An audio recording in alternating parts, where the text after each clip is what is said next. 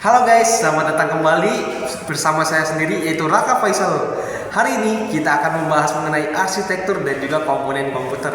Saya tidak sendiri, saya juga bersama narasumber yang sangat spesial, yaitu murid dari guru terkenal dari Bapak Abdul Khalik, yaitu Halo, nama saya Muhammad Andriansyah. Senang bisa menjadi salah satu narasumber tentang arsitektur dan komponen PC. Oke, langsung saja. Sebenarnya apa sih yang dimaksud dengan arsitektur PC itu?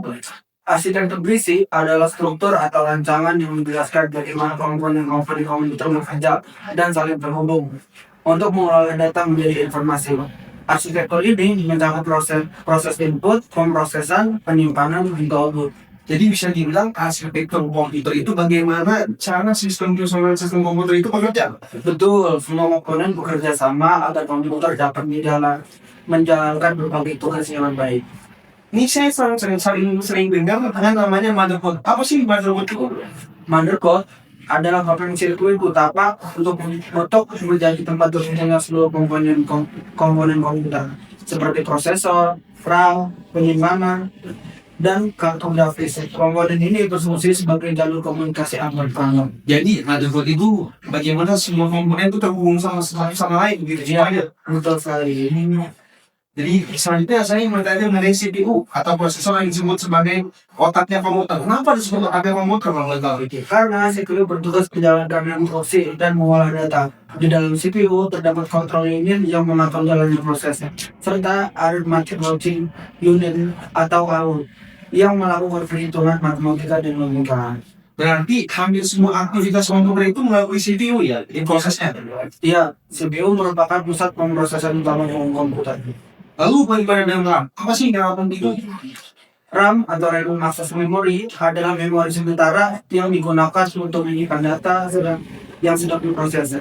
Semakin besar kapasitas RAM, biasanya semakin lancar komputer menjalankan banyak aplikasi. Loh, kok bisa disebut memori sementara? Kenapa disebut memori sementara? Karena data yang tersimpan di dalam RAM akan dihilang ketika komputer mengaktifkan. Oh, kalau bersifat sementara, kalau yang permanen itu datanya disimpan di mana ya? Data disimpan pada media penyimpanan HDD atau SSD. HDD memiliki kapasitas besar dengan harga yang belum terjangkau, sedangkan SSD memiliki kecepatan yang lebih tinggi. Jadi saat kita menyimpan file atau dokumen, data tersebut masuknya ke HDD dan ke SSD. Iya, betul sekali. Oke, jadi begitu guys. Itu baru setengah jasanya. Apa? Saya masih ada satu narasumber lagi. Terima kasih Bapak Andre ya. Iya, sama-sama.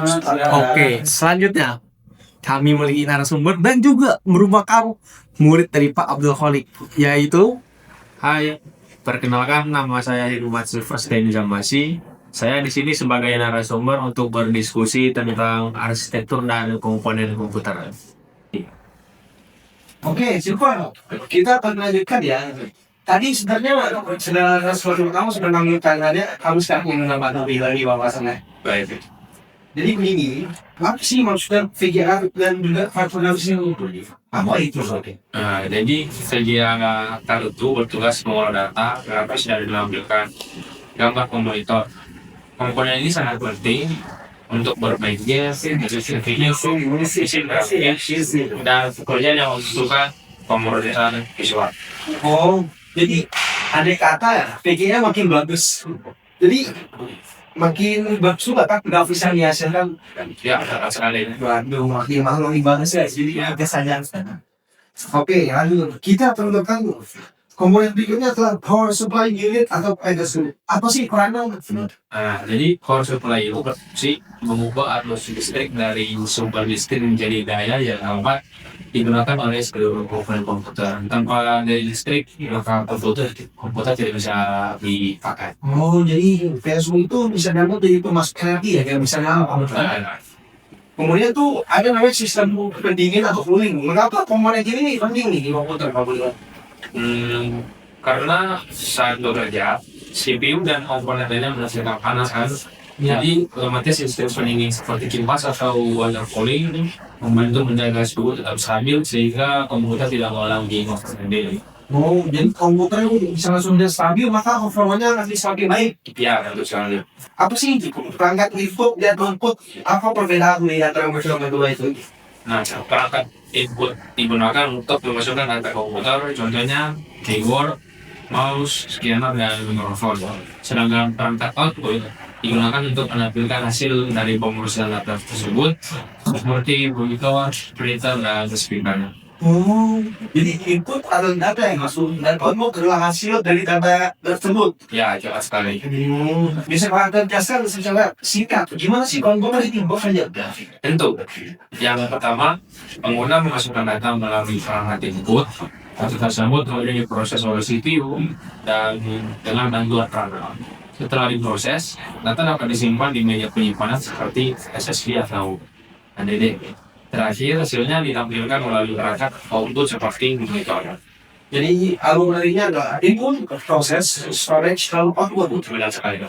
Baik, semuanya itulah pembahasan tadi dari Arsitektur PC khususnya dan cara kerja bagaimana komponen komputer saling terhubung, komponen seperti motherboard, CPU, RAM, storage, VGA, PSU, dan perangkat input output memiliki peran penting dalam jalankan sistem komputer. Semoga penjelasan ini dapat membantu memahami bagaimana hasil bekerja dan fungsi dan setiap komponen. Terima kasih atas penjelasannya dan terima kasih juga pada teman-teman yang sudah tonton video ini. Sampai jumpa pada pembahasan berikutnya. Terima kasih. Dan sampai jumpa lagi. Subscribe guys.